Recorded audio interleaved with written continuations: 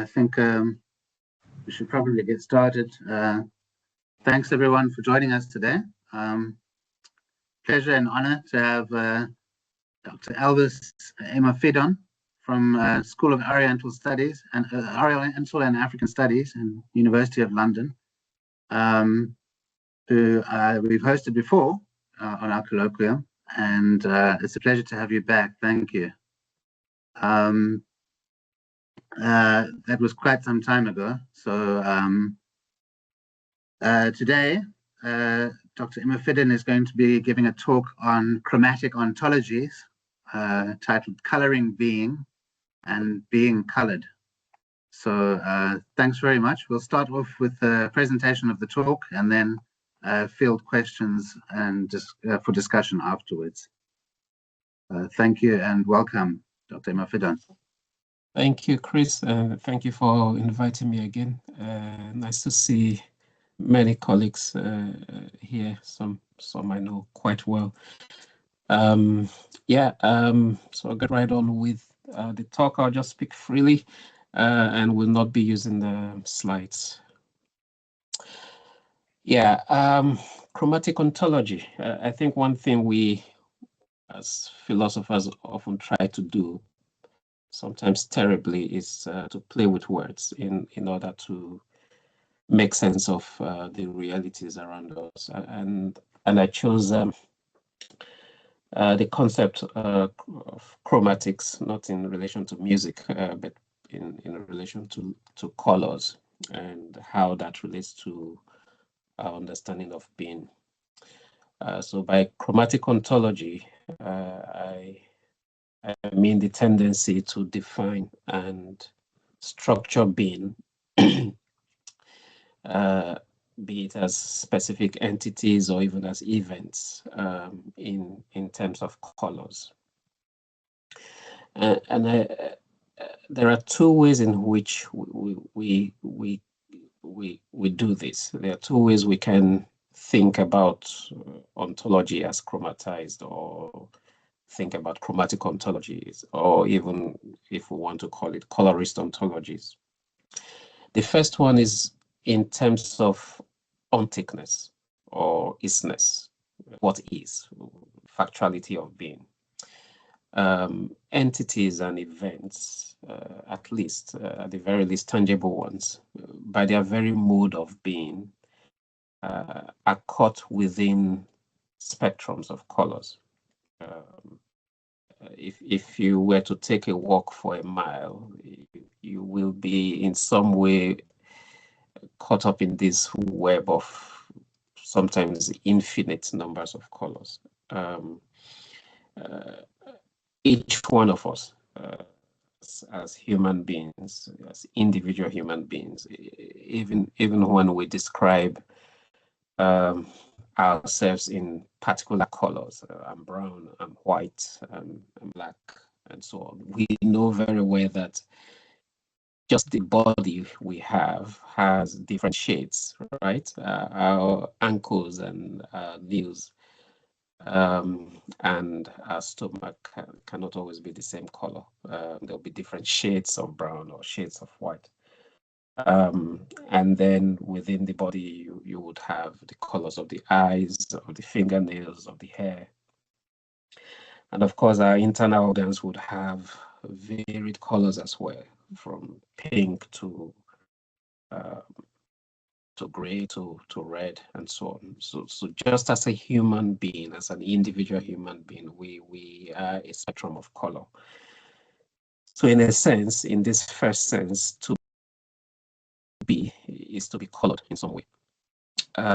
In this sense of onticness or is-ness of being, we then encounter color in its infiniteness, as it were. We know this from scientists who say that there are over, not sure of the numbers, maybe over 10 million colors that we can perceive with our eyes. And of course, the names of these colors keep increasing. Whenever I go to Amazon to buy something and I want something black, I just, I'm so confused because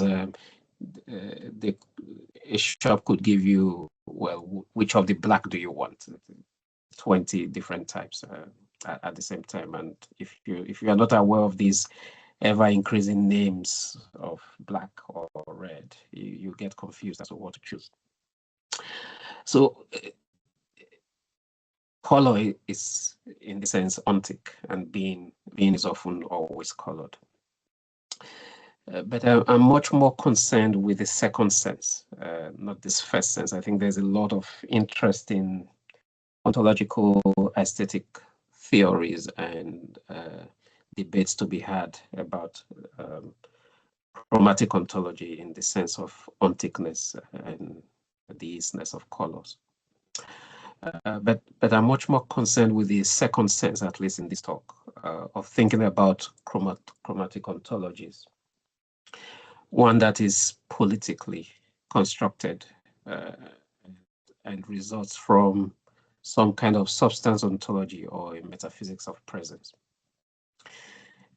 In this sense, it is an ontology that has been carefully curated by humans. So it's a human conceptualized ontology, not of color in itself or the is-ness of color, but how humans color fellow humans or other beings, and even events, or how they encounter being through color.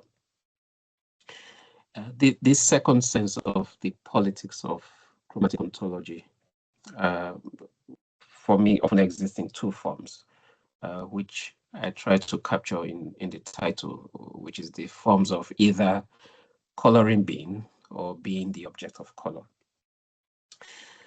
To color being is to, in some way, reduce a mode of being to a particular color, such that the hermeneutics or interpretation of that mode of being is always, in one way or the other, woven with a particular color. In this sense, it would mean that the one who colors has the power and agency to do this coloring, and also finds the social and political mechanisms to sustain that color through history. And we see that, and we'll see some examples of this as the talk progresses. So the act of coloring being is always linked with power and with social structures and institutions, and of course, coloring being results in the second form of this, which is being colored. That is, to be the recipient of coloring, in which case one may not have wanted to be colored and may in some way not have the power or agency to either refuse to be colored, or reject the coloring, or undo the coloring. So in the sense of the politics of chromatic ontology, these two events are always sort of side by side emerging. Sorry, the emails keep coming in. They sort of emerge side by side. The events of coloring being and of being colored. In this second sense of chromatic ontology, which is the political human way of using color to encounter beings. Excuse me. There are several examples of forms that we can find all around us and in human history. And I will use these examples to perhaps make my point clearer. So let's look at perhaps 4 forms of the politics of chromatic ontology. And one that is perhaps very common within our space, not just as lived experience, but also within scholarship, is the blackening of race and identity, or to put it more succinctly, of specific humankind, considering that race and identity are themselves constructed political categories that has been sort of carefully constructed for specific goals and purposes in human history. The blackening of race and identity is perhaps one of the most notable coloring of the human being in human history. And it conversely results in the whitening of another race or humankind. So this, the use of black and white as colors of race and identity is one of the key first form or example of the politics of chromatic ontology, because obviously it has emerged from specific power control and agency. It has been sustained by specific social structures and political structures through history, and thus it's not simply the case of an is-ness or onticness of color or of being. The second example is, pardon my use of these unconventional words, the greening or turning into green of what is often perceived as clean or uncorrupted environmental spaces or climates or energy. There's a lot of talk these days about green energy and green earth and green environment. It's I find it quite interesting, particularly here in the UK or when I go to Europe. You see these huge concrete structures and the sort of space they take, or sometimes glass structures. And within it, there are some interesting designs of green spaces, this green plants, beautiful flowers used to sort of punctuate these concrete spaces. And in some way, we think that by doing that, we've achieved a green space, an environmentally friendly space. This idea that to be environmentally responsible, to minimize the corruption of our non-human species, we need to make it green. And we'll come to the issues of thinking about beings in this way shortly. A third one has become common in recent time is the coloring of forms of sexuality. And in this particular case, the use of the spectrum of color rainbow as representing the LGBTQ community. Of course, I have friends who perhaps would belong to this community but would not themselves see the spectrum of color as something that they could be reduced to, in a sense, or that they would want to display or showcase. And we'll come to these issues shortly in terms of exclusion and that the politics of chromatic ontology could result in. And the fourth example I perhaps would like to call to mind here is redness as the coloring of specific kinds of events in danger, violence, the putting to hold or stopping of things. Common examples of traffic lights or protests where images are sprayed with blood to represent the sort of danger and ends of life that may have happened, and the sort of violence that's associated with redness.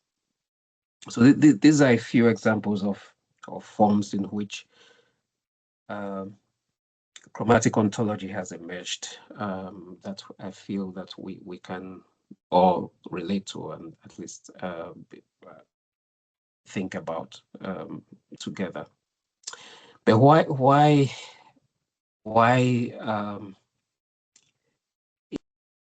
is chromatized ontologies in these forms, for example, problematic? How do they fail in capturing being? Well, let's go back to the example of the blackening of particular humankind. where sorry, yeah, this we have so many unwanted friends around us. I think Gemini said something. When we think about the problem of blackening and whitening of people and events, beings, entities, and even events have been chromatized with the same color and expected to have this sort of shared essence, right? So in a sense, is a metaphysics of presence, that wherever you find blackness, you would find some sort of aura and essence within that blackness. So it's not even surprising, the negativity of blackness. And we can go on and on. Black death, blackmail, black market, black sheep, blacklist. When you compare that with the positivity of whiteness, white list, white lie, actually, that I always find funny, and so on and so on and so forth. It paints this picture that the essence of a particular being based on their color is either positive or negative, and we see this play out in the blackening of African and African diasporic races, and the fact that a group of humankind have been colored with such negative narrative imposes on them. So again, remember our decision between one who colors and one who has been colored. By being colored this way, it puts an unnecessary burden, a difficult burden of trying to undo that coloring, or at least that the narrative that it embodies. And we see that has happened severally, continues to happen in human history. When I was thinking about this talk today, I think sometime last week, I pulled out this this book from my shelf, which we're all too familiar with, Black Skin, White Mask by Fanon. And for, I think, perhaps the first time, I thought about the book, the entire book, in the context of this is one book that Fanon wrote in the context of a colorist ontology. So Fanon was obviously caught within this web of the difficulty of working with a narrative and trying to undo a narrative, one that is one that's been where being has been chromatized or being has been colored. I mean, when you look, for instance, at the table of content of this book, Black Skin, White Mask, it's interesting. Just the table of content. And I'm looking here in chapter 1, the black man and language. Chapter 2, the woman of color and the white man. Chapter 3, the man of of color and the white woman, and so on and so forth. Chapter 6, the black man and psychopathology. Chapter 7, the black man and recognition, and so on. In just a few pages away from the table of content, the beginning of chapter 1, the second paragraph says the black man possesses two dimensions, one with his fellow black man, fellow blacks, the other with the whites. A black man must behave differently with a white man than he does with another black man. It's interesting how an entire book is written within the context of a chromatic ontology, the ontology of blackness and whiteness. And of course, Fanon is one in quite a long list. I also think that benotic bodies like mine sort of sit in this intersection of blackness and whiteness, and show where and how it sort of falls apart, you know, where you can't place a being within a chromatic ontology. And I'll give you one of many funny yet sobering examples of this. I was on on a trip to see my brothers in Berlin in January to spend the weekend with them, as I haven't seen them for a few months. And I arrived at the border in the airport in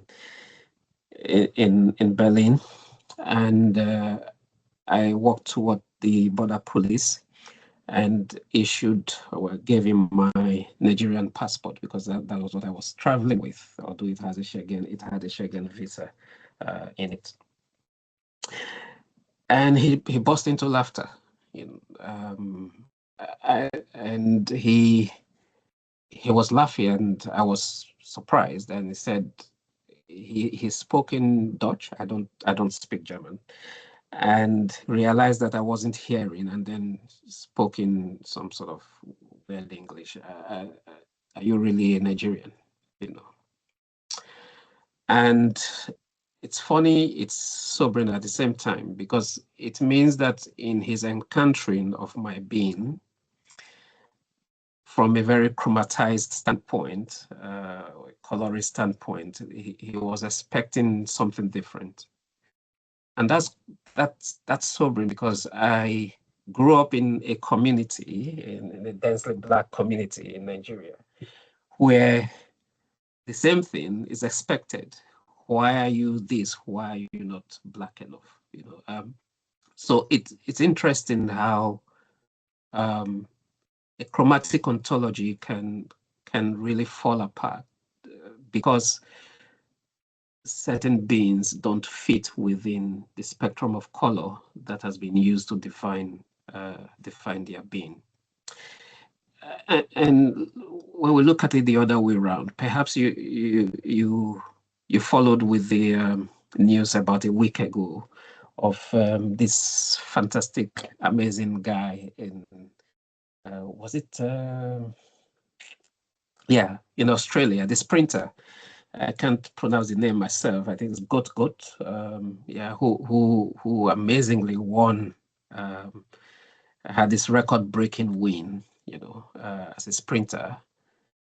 And it raised the question of, to what extent are Black people Europeans or British, or to what extent is a Black person German or Australian, and so on. Because if you did follow the news, it was quite terrible, how he was painted at the racial tropes, and it was really terrible. Why? Because this Australian-born athlete, a sprinter, did so well, and certain people felt he wasn't white enough to be Australian, and it raises the question as to, to what extent chromatic ontologies capture reality. And we can go on and on with these kind of examples around the blackening and whitening of being. And if we look at these problematics in the context of again the other example we've already touched on, the rainbowing of sexuality. As I mentioned earlier, you realize that not everyone who perhaps whose being fits within that spectrum of sexuality would want to also fit within that spectrum of color. And it reduces perhaps the narrative and relevance of the rainbow to a particular way of being. And I say this because I think a couple of years back, I had a conversation of a woman saying, well, I usually, it was here in the UK, I usually like rainbow hats in the summer. I love to wear to the beach. But I've stopped using them now, because whenever I wear them, there's already, and I'm using my words here, there's already an interpretation of me. There's a way I'm defined the moment I wear them. Yeah, because of obviously the sexualization of the color of rainbow as a spectrum of color. And of course, again, the point I made earlier about this so-called green energy and green environments and green spaces. I'm sure a number of you would agree with me. If you grew up in some small local towns or small communities, that they were not always green, but they were far more environmentally responsible than our capitalist societies today. I grew up in a town where goats and chicken were running all over the places. There were trees everywhere, grasses. The only place that were tarred where the cars would pass through. Every other place was, every other part of the town was sandy, and it was red sand, red muddy sand. It wasn't green per se, right? And of course, to what extent would that community fit with the chromatic ontology of greenness? If you pick up an iPhone and you check the weather app, at some point in the bottom you see this air pollution tag, and it shows whether you're in a green space or if there's low air pollution in your space. And when it's a bit high, it goes to orange, and when, of course, danger, when it's very high, it goes to red. And it's this idea that clean energy, minimally corrupted environmental spaces has to be in some way green, because that's the more, conventional narrative in developed capitalist societies, this greenery that we so much want and that we fight for. So in a sense, when we think about these examples I've given, we can then say that politically chromatized ontologies, or the coloring of being, is essentializing and is reductionist, because it brings to nearly nothing the richness of being in its very diverse and varied form by invariably portraying a fixed, inherent, unchanging color as the core essence of that being or event. So that essentialization and that reductionist tendency of looking for that core essence, that unchanging color, becomes the focus, and it obviously downplays on the richness and diversity of beings within a particular mode of being. I, for example, often worry about our continuous use of blackness even within very well meant political and scholarly agitations, because of how black itself, in quote, reduces such a diverse, hugely rich group of people to this essentialized color that must have this core essence of blackness. So by implication, we can say then that the coloring of being and being the object of color could result in some kind of exclusion and marginalization. And it's something we need to keep in mind whenever we think of being essentially in the context of color. What I think perhaps can be useful in exploring things differently is some kind of ontological openness to the spectrums of color itself. Color is never always specific. As I said earlier, the difficulty of buying something black is because there's so many varied kind of black, right? Each color exists in some sort of spectrum. Each color we can think about, anyone we think about, purple, blue, red, white, would always have different shades, right? Different shades of black, different shades of white, and they will run into their hundreds or thousands or millions, depending on how much we can perceive. So this sort of ontological openness to the spectrum of colors through what I think is inherently the disposition to colors within sub-Saharan African traditions, the disposition to approximate rather than to be very specific in terms of our experience of color. The ontological disposition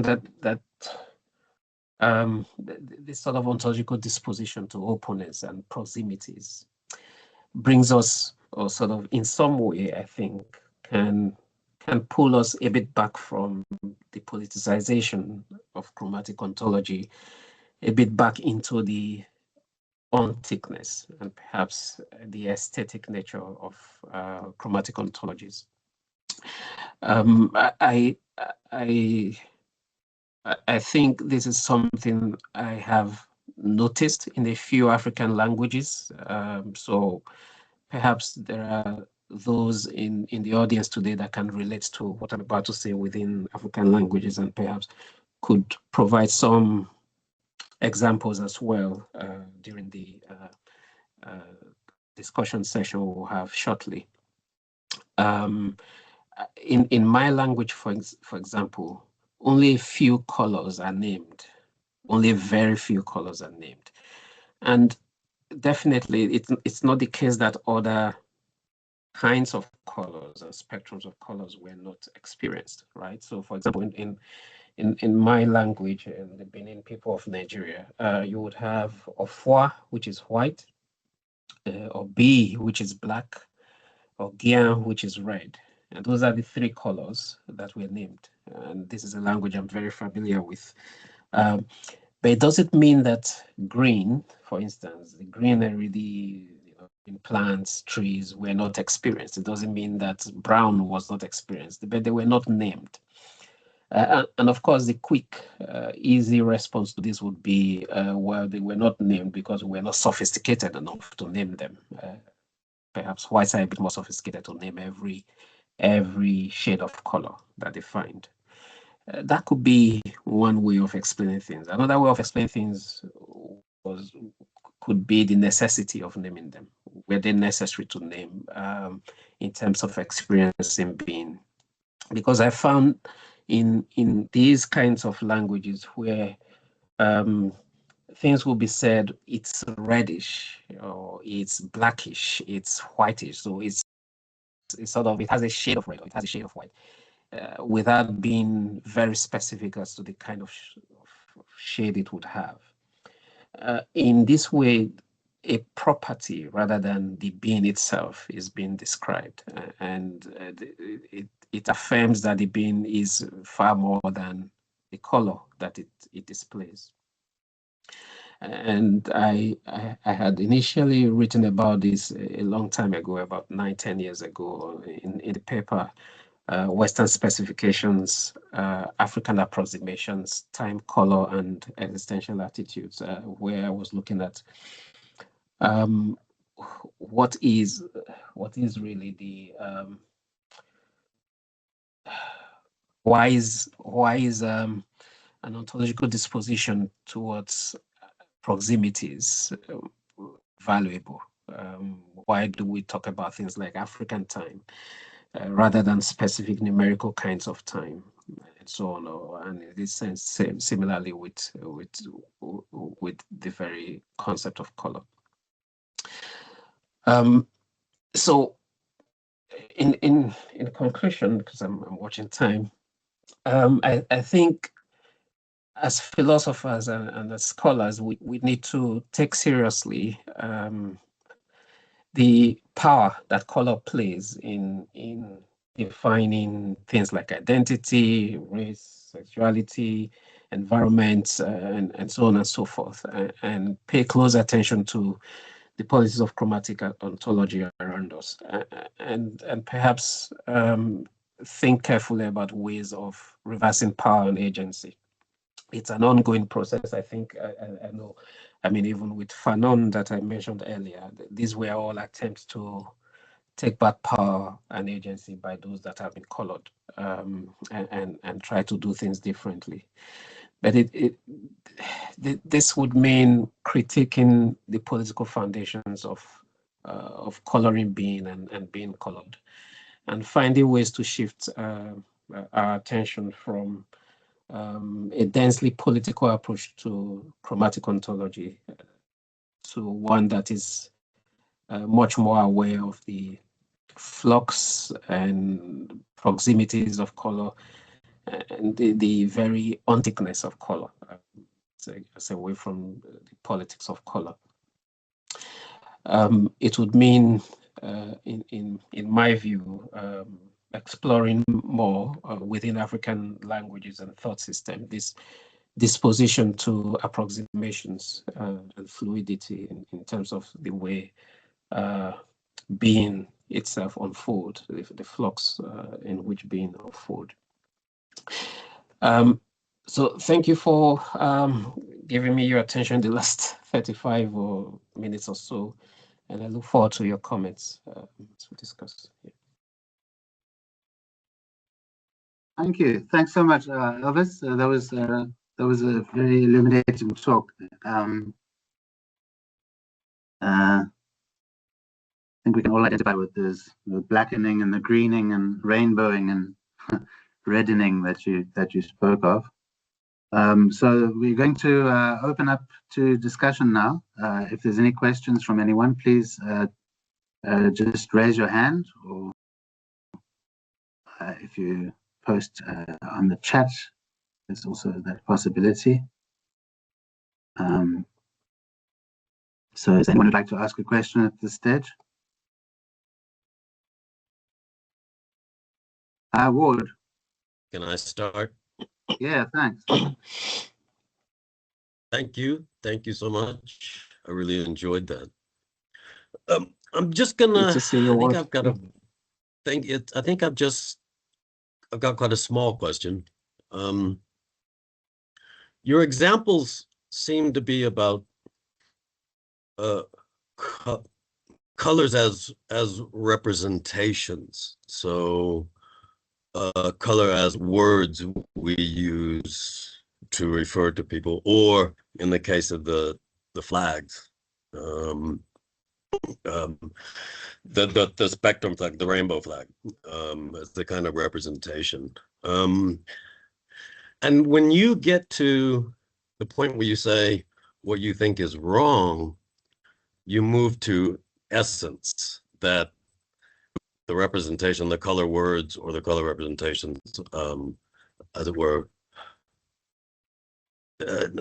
make the essence of the thing colored. I'm wondering whether you need that move, and you can talk perhaps more illuminatingly about how representations marginalize, which I think are closer to your questions, how they marginalize and evaluate. So might that do your work without the essence? Maybe I'm just asking whether essence can drop out, or yeah. It's a good question, Ward. Yeah, I think in terms of the rainbow color and sexuality, and a strong argument, I would agree, can be made that perhaps we can stick to representation and not bring it down to essence. But it's not the same case with the blackening of a race or the whitening of a race. It goes beyond representation. And with the example I gave earlier, particularly of my experience, I don't think the policeman at the border was looking for a representation of me that was black. He was looking for something at the core essence of my being that needed to be black in some form of shade of that blackness. So I think I hear your word. I think it's important, and as I go forward with this line of discourse, to make a distinction between the senses in which this exists in terms of representation, but all as perhaps maybe different from how it exists in terms of pure essence or core essence. But I think it's not the case that it can be all reduced down to presentation. Can I just ask a quick follow-up on the example of the guard at the border guard in Germany? Tell me how essence works in that, was working for you in that particular interaction. Yeah, I mean, what for me happened in that interaction was that the guy encountered me, right, and was expecting perhaps some other kind of passport to be issued, to be given to him. And when I gave him a Nigerian passport, he felt that, I mean, the reason why he laughed, as it seemed to me, was that, well, you should not have this color. You should not be, your being, the essence of your being should be different from what I see. And he laughed to say, "Are you Nigerian?" You know, and that for me is not merely representation.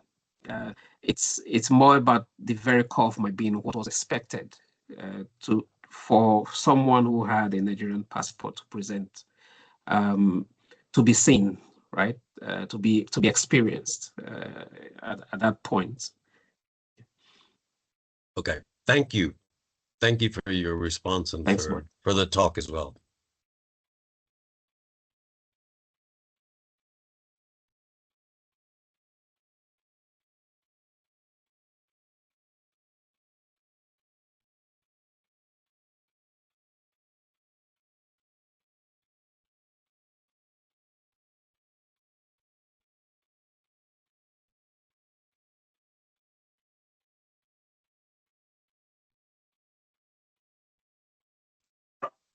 Does anyone else want to ask a question? So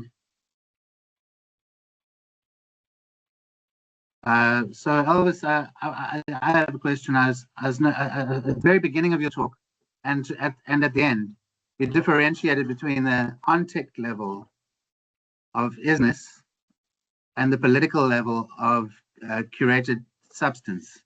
So, is it possible for an individual to experience the ontic level of coloring in societies that are already saturated with dominant dualistic chromatic power structures?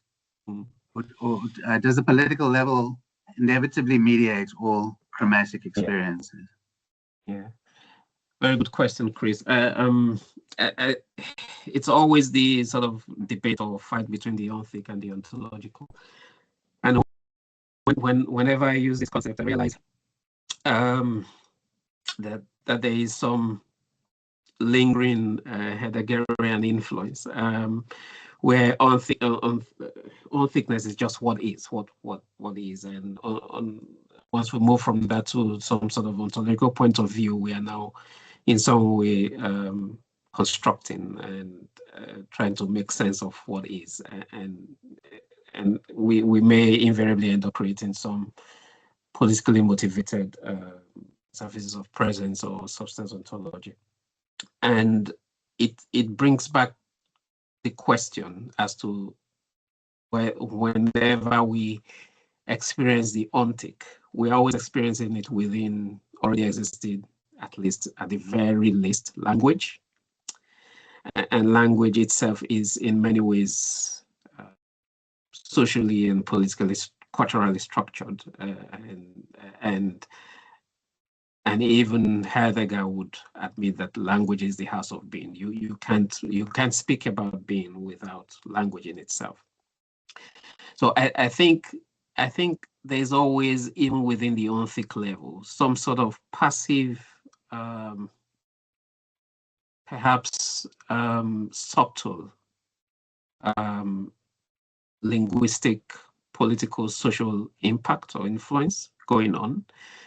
But I think the distinction to be made is how active and deliberate the political or politically curated chromatic ontology would be. It will be very, it will be curated and constructed for very specific reasons. So that there will be this sort of, it's not the case that because you're part of society, you have no other choice than to be in some way impacted by it. It's the case that you are deliberately producing a particular way of seeing being in chromatized ways for so and so reason, for very specific reasons. So I agree, Chris, that there are always these subtle perhaps leftovers within the onthic sense of experiencing being, of language, culture, society, and so on and so forth. But in the political level, it's much more intense and much more deliberate than in the onthic level. Yeah, that's I guess that kind of that raises the question then, I guess. So if ontologies of race are essentializing and exclusionary, is there, maybe you could elaborate on what you started to talk about at the end, about how we can get a transition away towards a more fluid process ontology of color. I mean, I raised this question, I think, a few years back in a talk, and I was asking the colleague, why is it that we still cannot move away from the use of blackness and whiteness? Why can't we use some form of conceptualizations to describe our being and to describe these races and identities? And I don't have the answer myself, which is why I was asking. And it seems this colleague, felt, I mean, this is what works. This is what hermeneutically can be used to have a conversation, and so we need to keep using it. But I think about a year after that, there was a conference in Germany on albinism, and it was called The Different Shades of White, which I felt was, something getting closer to something that is a bit less essentializing, the acknowledgement of the different shades of white, and how one can still find meaningful ways of describing being by not being very specific in terms of color, and by being open to the approximations of color, be it of the human or of the non-human. And I think there are interesting resources within African philosophy to explore in doing that, in exploring what it means to approximate being, properties of being, or even, as one would say, representations of being, without being overly specific. Because the moment we move from approximation to specification, we in some way are creating some sort of core that once a being within that mode of being doesn't fit within it, they sort of fall out of it, but when it's a bit more in terms of proximities, it's able to accommodate more beings within that mode of being than it would usually do. So I think it's exploring much more the idea of approximations in much more than we currently do specifications, I would say. So more general and less specific and rigid. Thanks, Elvis. There's a question in the chat there from Werner Smith. I don't know if you want to ask the question, Werner.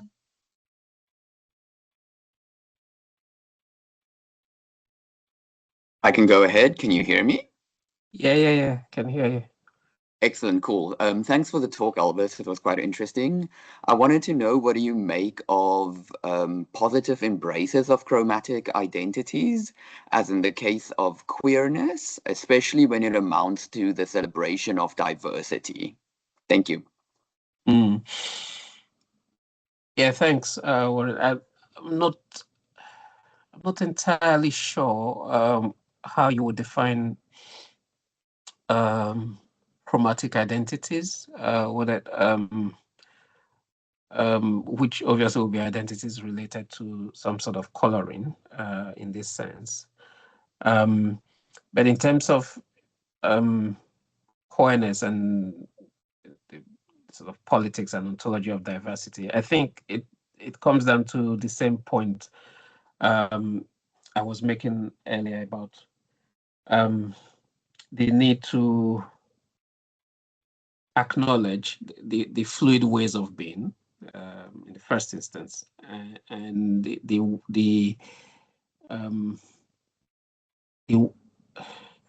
and to move away from very specific ways of describing being,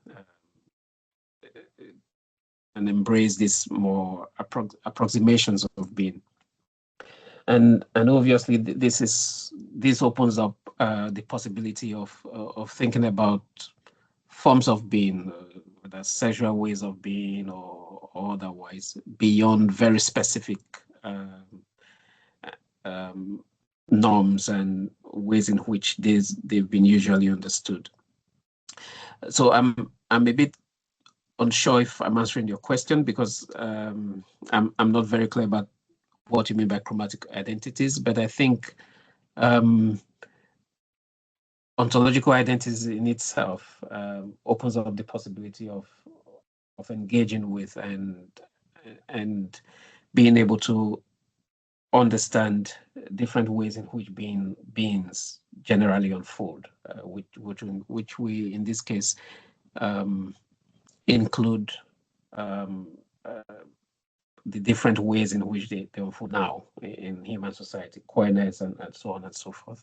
I hope that helps in some way. Thanks, Elvis. There's a follow-up there to that question from Rihanna Olufsen. Rihanna, do you want to ask the question? Thank you very much. Nice to see you, Elvis. Thank you, Rihanna. So it was a similar question to Werner in terms of the embracing of an identity that that identifies with a color, like the Black consciousness movement. But the Black consciousness movement doesn't see Blackness as an essentializing trait. It sees Blackness as attitudes and beliefs to do with culture that that are malleable and flexible. So, but it still sees Blackness as something to be aspired to, in a sense. And depending on who you believe, you can have people who are classified as white count as Black under the Black consciousness movement, depending on their beliefs and their belief systems. So how would you fit that into this framework that you've painted for us? It's interesting, Rihanna, because it in some way reiterates the core point of the discourse, which is that what is captured within the very chromatic framework of blackness goes beyond it. It's identity, its culture, you know, it's a whole lot beyond the color itself that seems to always stand out in its in the way it is conceptualized. And it then leaves you and I and others with the ongoing and never-ending task of trying to explain that, trying to show that, well, it's beyond this, it's beyond blackness in terms of this essential quality of being black, or it's beyond whiteness in this essential quality of being white, and trying to show how and in what ways it is beyond that. And my question always is, are there no ways to think beyond this chromatized kind of ontology and find more, should I say, inclusive concepts to use? For instance, I do like when it's often just stated as Afro, although that also is quite complicated and a debated concept. Afro consciousness, Afro identity, and so on and so forth, because it moves away from the coloring of being as blackness and whiteness. Yeah, it's just the danger that there is that reductionist problem happening when we reduce it and limit it or essentialize it to a particular kind of color, and what that would mean for the struggle, for example, for in quote black people. Yeah. Great, thank you very much. Thank you. Yes, thanks, Elvis. I see. I know you've got a meeting at your 1 o'clock. So and we've come to the end of our time. So thanks very much for joining us today, and really appreciate the talk. I hope we can continue to engage with your work. I see you've written a book. What is the book that you've recently published? Doing African philosophy, and actually I've just discussed now a chapter in the book I'm now working on. So thank you for the feedback. It's helpful as I try to shape this. Yeah. Excellent. Thank you so much, everyone, and thank you, Chris, for inviting me, and lovely to see all of you, Ward, Rihanna, and others. Yeah. Thank you. Take care. Yes. Cheers. Thanks, Elvis. And thanks, everyone who joined us today. Really appreciate it. Take care. Thanks very much, everyone.